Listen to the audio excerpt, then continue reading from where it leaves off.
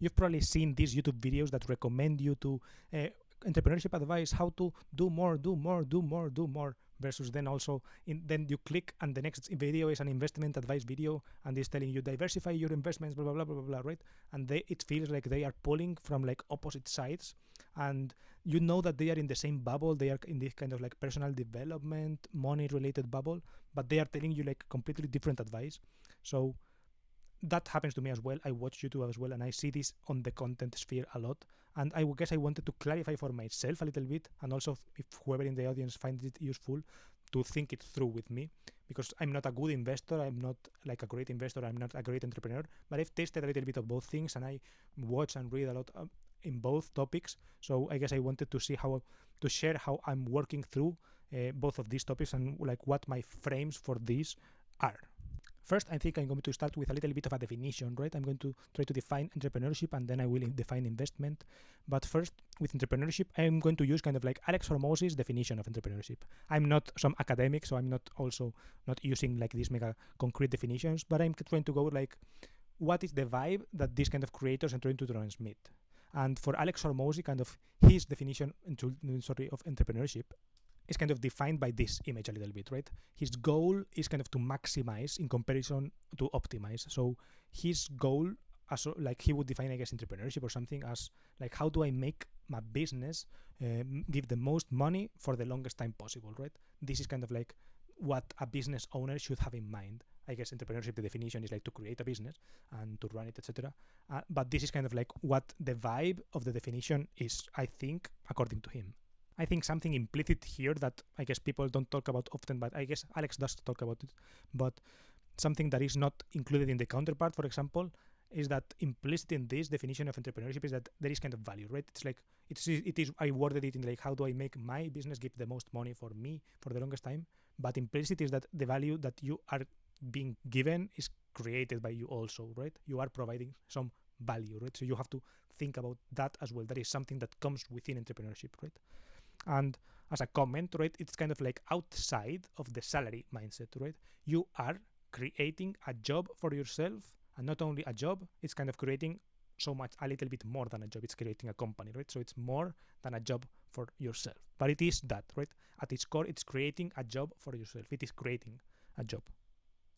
Then for the definition of investing, I'm using this kind of investing in financial products in order to retire, right? I make buying financial products to acquire financial capital for retirement, right? It's like, why do you buy financial products? Well, because investment, the word as itself in English, could mean so many things. And in the context of an entrepreneurship, for example, an investment can be many things. People talk about invest in yourself.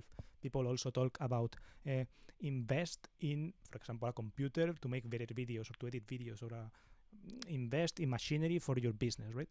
But here I'm talking about like in a personal way, investing in a personal finance context. It's like investing for yourself for retirement, as protection for retirement. And it's like, why is that needed? Because inflation exists, right? So it's like you need to protect yourself from inflation, and it's like money today is worth less than money in the future. Why?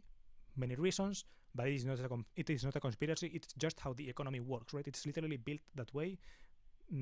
Federal governments or like federal banks or whatever the fuck, like these kind of central banks have planned in inflation targets, and they are a positive number above zero, right? So, and above one or whatever, right? So it's like, it is a positive number. They are expecting inflation. It is built into the system like that. Whether that's good or bad, it's a whole different story. And whether it was better or worse before, I don't really know, to be honest. It's not my point to decide. The point is that in the world, this happens, right? Inflation happens.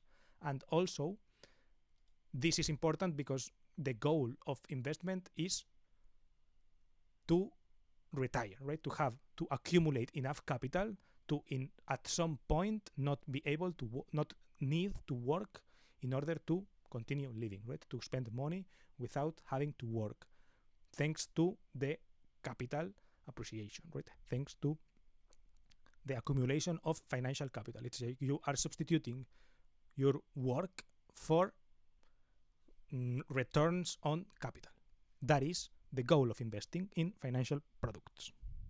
So it's like, if you have noticed, this is like literally the opposite, right? It's like in the one part in entrepreneurship, you are trying to create something that will last the longest and that will give the most money for the longest time.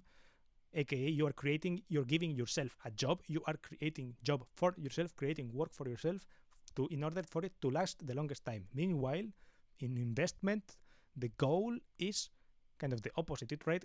Financial independence, retire early, a movement within financial independence, etc., is like to create enough money that you can retire the earliest possible. Accumulate enough capital so that you can retire and stop working the earliest possible. But and by the way, this is also something that you should have mentioned. Is a prerequisite is that it is given that you have a job, right?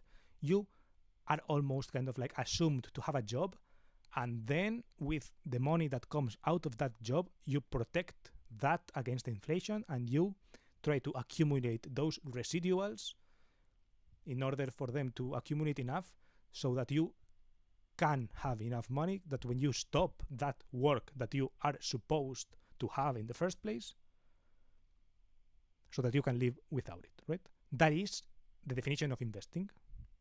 So the goal is the opposite as entrepreneurship, right? It's kind of stop work, stop doing the job. That is the goal, kind of. The implicit goal of investing is that, to stop working. And also, there is this job aspect that is implicit in it. Implicit also within it is that you have a job, right? It is kind of like almost required. So yeah, as a little bit of a sum up, I would say entrepreneurship, you have this goal of creating a job for yourself, a job that maximizes the money you get, but also that maximizes the time it is around, and that you have to create value for someone else. Well, you can create value not for someone else, you can create value for the market, and the market gives you that value back in the amount of money, right? And it is kind of outside the salary mindset, right? You kind of can put it back into the salary mindset if you give yourself a salary, but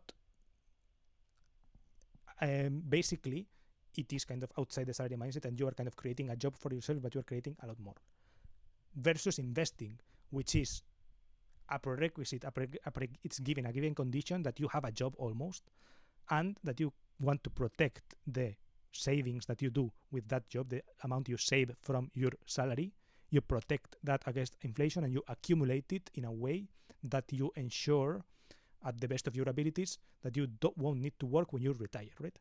The goal is retiring. And yeah, it is very job focused, right? It is kind of like given that there is a salary to it. And I think that something that ties both together, right, is that the long-term mindset kind of applies to both in a way, because compounding applies to both, and in general, just growth dynamics apply to both, right? So you both want to grow both, and particularly grow in a way that compounds. So in investment, for example, you don't care. You have to have this mindset of not caring about short-term volatility in order to ride out highs and lows, in order to get to this kind of expected higher returns that are kind of like promised by investments that do promise expected higher returns. In general, like they promise higher returns, but there is volatility, right?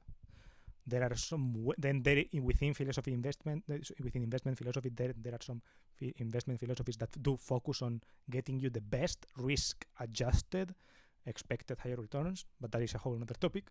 So yeah, essentially, there is this volatility versus higher returns that you have to have conviction in your investments, etc., in order to be able to continually get these higher returns and be able to benefit from this compound growth.